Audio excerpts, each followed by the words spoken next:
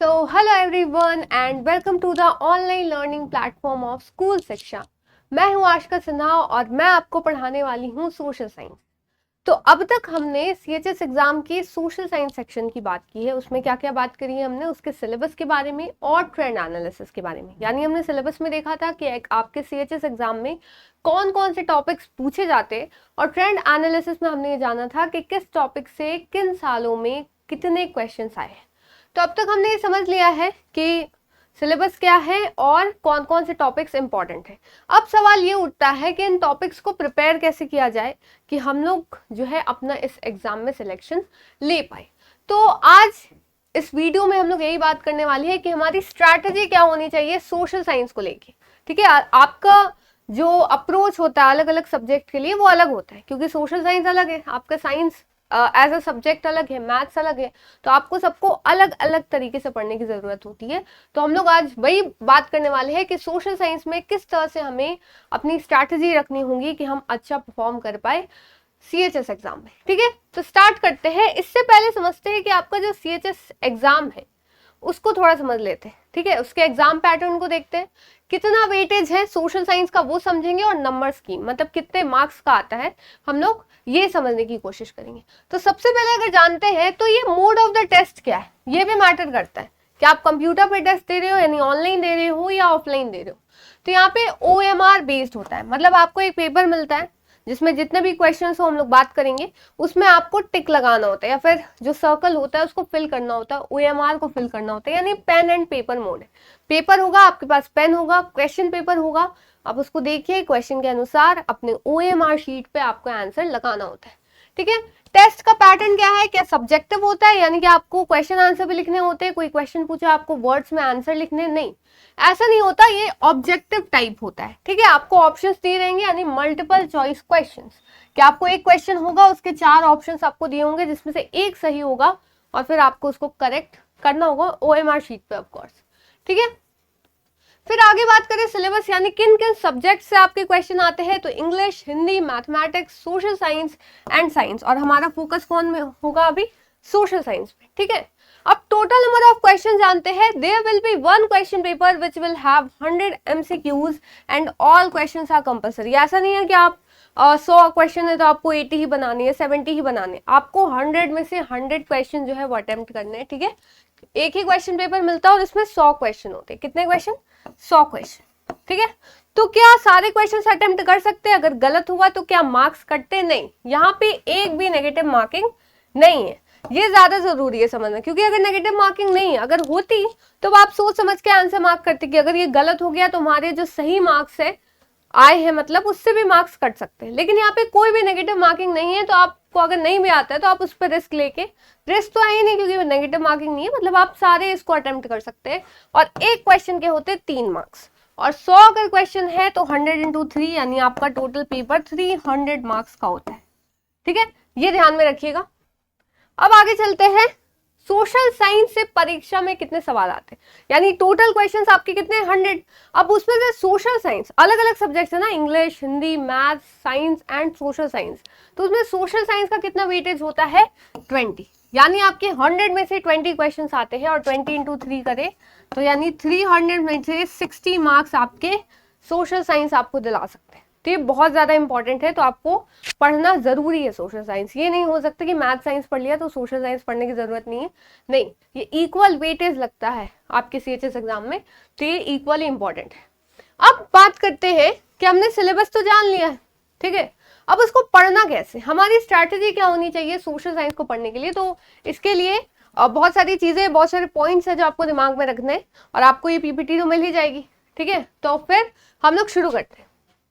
सबसे पहले बात करते हैं understand the exam pattern and syllabus, यानी आपको एग्जाम पैटर्न और सिलेबस समझना होगा। अब एग्जाम पैटर्न हमने अभी समझा, अभी देखा कि कितने क्वेश्चंस आते हैं, कितने मार्क्स के आते हैं। ठीक है, ये हमने समझ लिया। और सिलेबस, सिलेबस भी हम लोग, जो वीडियो आपकी गई थी उसमें मैंने सिलेबस के बारे में डिटेल में बात की थी कि कितना किस टॉपिक से कितने कितने सब टॉपिक से, सारी चीजें हमने यहाँ पे समझी थी। तो सबसे पहले हमें टाइप ऑफ क्वेश्चन समझने होंगे जो कि ऑब्जेक्टिव आते हैं, ड्यूरेशन ऑफ एग्जाम समझना होगा जो कि 2 घंटे। ठीक है, फिर आते हैं syllabus, get the detailed syllabus, और सिलेबस तो हमें मिल ही चुका है।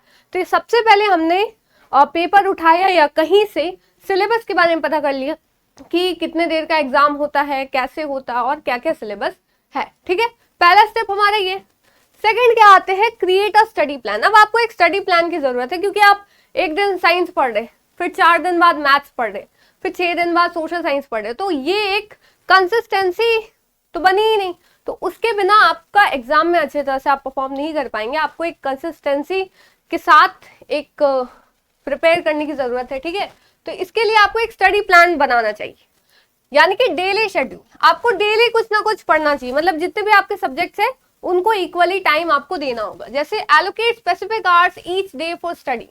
ठीक है, हर दिन आपको कुछ घंटे देने होंगे पढ़ने के लिए, और वीकली गोल सेट करने होंगे। पता चला आप एक ही चैप्टर को पूरे हफ्ते तक पढ़ रहे, उसको पढ़ा फिर छोड़ दिया, फिर अगले दिन शुरुआत से उस चैप्टर को पढ़ रहे, फिर छोड़ दिया बीच में कहीं से, फिर शुरू से कर रहे, तो इस तरह से पता चल रहा है कि आपको कोई गोल ही कंप्लीट नहीं हो रहा, आप एक ही जगह पे लूप में घूमे जा रहे।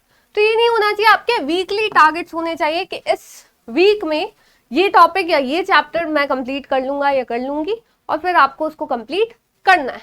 फिर आते हैं रिविजन टाइम। एक वीक में जैसे आपने एक चैप्टर पढ़ा, अगले वीक में आप दूसरा पढ़ेंगे, तो पता चला पिछला वाला भूल गए। तो इसलिए आपको रिविजन के लिए भी टाइम देना होगा, चाहे वो आप वीकेंड पे दे या सैटरडे दे, जो भी आप अपना एक दिन टाइम निकाल कर आपको रिविजन पे भी टाइम देना चाहिए। ठीक है, फिर आते हैं गैदर स्टडी मटेरियल्स। अब हमने प्लान बना लिया, हमें सिलेबस पता था, तो उसके अकॉर्डिंग हमने प्लान बना लिया कि ये चैप्टर्स कंप्लीट करने। अब वो पढ़े कहाँ से, ये भी एक क्वेश्चन उठता है। तो अब आपको स्टडी मटेरियल्स की जरूरत है, यानी टेक्स्ट बुक। और आपके सीएचएस एग्जाम के लिए भी सबसे इंपॉर्टेंट टेक्स्ट बुक है एनसीईआरटी।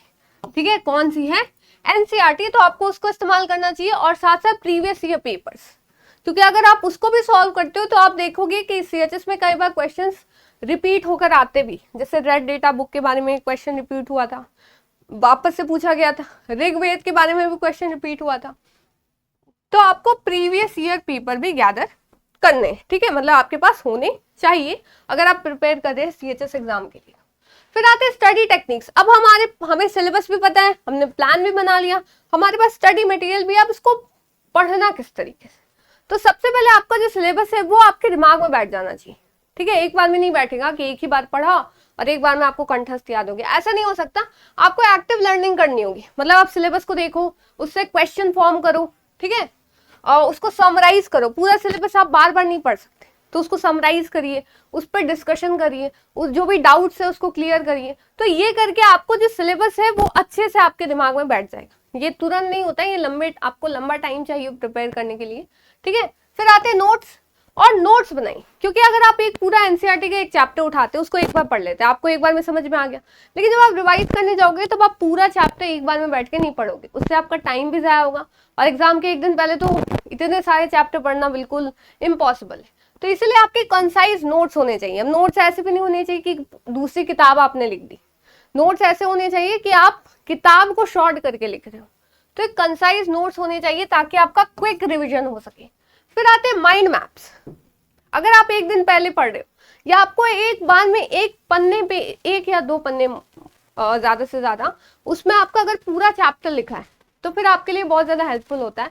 आप एक बार में देखकर उसको ग्रास्प कर सकते हो अपने चैप्टर को। ठीक है, तो ये जो चीज है, ये स्टडी टेक्निक्स 3 है, एक्टिव लर्निंग, नोट्स और माइंड मैप।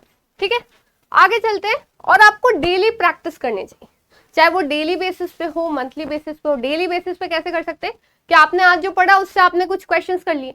ठीक है, वीकली बेसिस पे आप टेस्ट दे सकते हो चैप्टर्स के, और मंथली बेसिस पे आप जितने भी चैप्टर मंथ्स में पढ़े हो उसका आप टेस्ट देकर क्या कर सकते हो, प्रैक्टिस कर सकते हो। आपको पता चलेगा कि आपको कितनी चीजें आ रही है। पता चला आप मैथ्स पढ़ रहे हो या सोशल साइंस पढ़ रहे हो, उसके क्वेश्चन ही नहीं बन रहे, तो फिर फायदा ही नहीं हो रहा पढ़ने का। तो वही चीजें यहाँ पे बताई गई है, और जो भी आपके मिस्टेक्स हो रहे हैं उसको आपको ध्यान देना है कि किस चैप्टर में आपसे दिक्कत हो रही है। ठीक है, तो ये सारी चीजें। अब है फोकस ऑन कोर सब्जेक्ट्स, मतलब जिन सब्जेक्ट जो भी एग्जाम में आते हैं। जैसे अगर सोशल साइंस की बात करें, बाकी सब्जेक्ट्स के भी आपको स्ट्रैटेजीज मिलेंगी।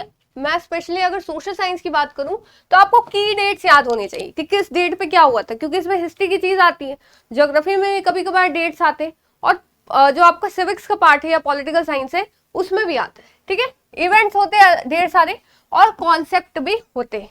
ठीक है, make timelines for historical events, और जो हिस्टोरिकल इवेंट्स है जो ज़्यादा ज़रूरी होते हैं उसके आप इवेंट्स की टाइमलाइन बना सकते हो, कि जैसे अकबर बाबर इस टाइम पे आया, हुमायूं इस टाइम पे रूल किया, अकबर ने इस टाइम पे रूल किया, तो इस तरीके से आप टाइमलाइन फॉर्म कर सकते हो। ठीक है, और आगे बात करें तो सबसे ज़्यादा ज़रूरी है मोटिवेटेड होना।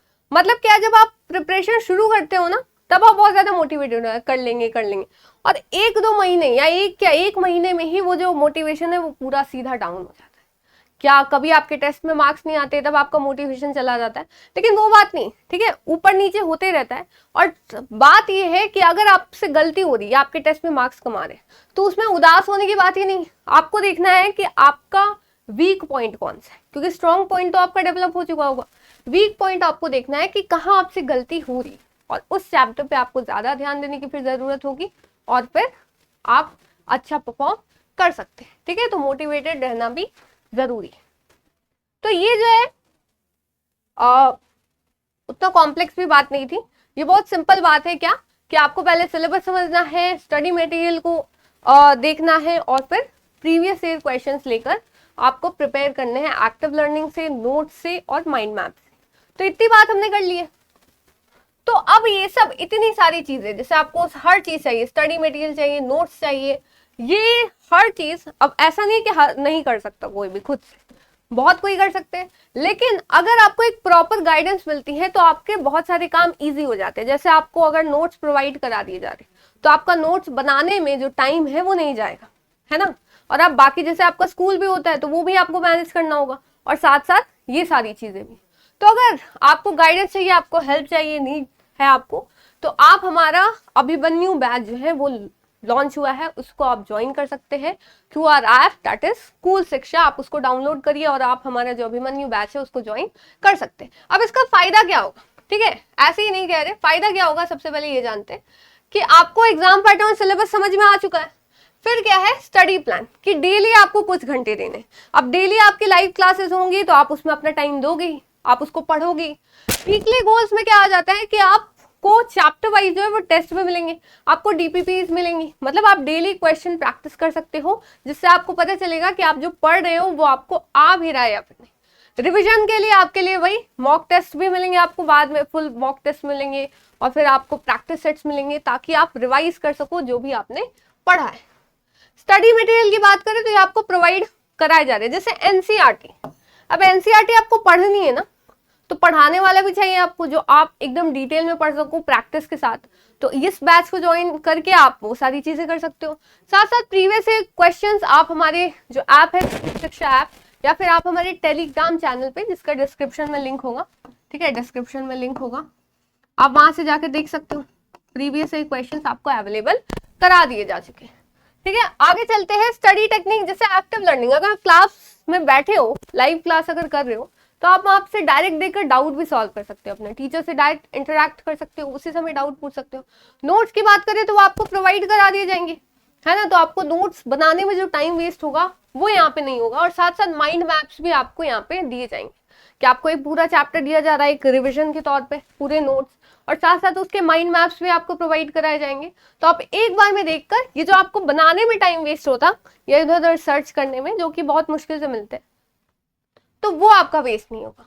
ठीक है, फिर आते हैं प्रैक्टिस के लिए। तो मैंने बता ही दिया कि आपके जो टेस्ट होते हैं वो आपको एक पूरा एनालाइज करके देते हैं, आपकी जो परफॉर्मेंस है उसमें आपको रैंक भी दिखती है कि जितने बच्चे दे रहे हैं उसमें आपकी कितनी रैंक है। तो आपको एक अंदाजा रहेगा कि आप कहाँ लाई कर रहे हो इतने सारे बच्चों में, तो आप एक एनालाइज कर सकते हो, अपनी मिस्टेक्स को देख सकते हो। ठीक है, तो ये सारी चीजें आपको हेल्प करेंगी। तो अगर आप ज्वाइन करना चाहते हो तो आप हमारे ऐप से यहाँ पे ज्वाइन कर सकते हैं। यहाँ पे आपको लाइव थ्योरी क्लासेस मिलेंगी, प्रैक्टिस सेट भी मिलेंगे, और ऊपर से चैप्टर वाइज भी, कि एक चैप्टर आपने पढ़ा है तो आप उसको प्रैक्टिस कर सकते हो। डाउट सेशन भी होंगे, या आपको कोई भी डाउट हो तो आप वो पूछ सकते हो।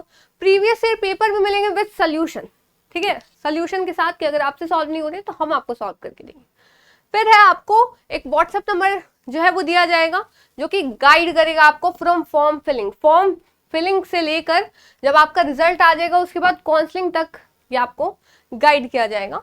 और अभी जो है वो ऑफर भी चल रहा है, 22 जुलाई तक आप CHS BHU अगर कूपन कोड यूज करते हैं तो आपको डिस्काउंट मिलेगा। तो आप स्कूल शिक्षा ऐप यहाँ पे डाउनलोड कर सकते हो और जाकर अभिमन्यु बैच ज्वाइन कर सकते हो। ठीक है, तो इसके साथ साथ इस साल की बात करें, यानी CHS जो 9th 2024 में जो एग्जाम हुआ था उसमें इतने सारे सिलेक्शंस, और 2024 में CHS 2024 में सबसे ज्यादा सिलेक्शंस देने वाला प्लेटफॉर्म कौन है? स्कूल शिक्षा। ठीक है, तो आप देख सकते हो इतने सारे सिलेक्शन जो है यहाँ पे दिए गए, ये भी है और यहाँ पे ही खत्म नहीं और भी। ठीक है, 11th में भी, तो आप यहाँ पर इसको देख सकते हो। तो इसी के साथ मुझे उम्मीद है आपको सारी चीजें सोशल साइंस के बारे में क्लियर हो गई होंगी कि एग्जाम पैटर्न कैसा है, कितना वेटेज है, क्या सिलेबस है और ट्रेंड एनालिसिस था, वो हमने पिछले वीडियोस में बात करी। अभी हमने पता किया कि स्ट्रैटेजी क्या होनी चाहिए हमारे एग्जाम को लेकर।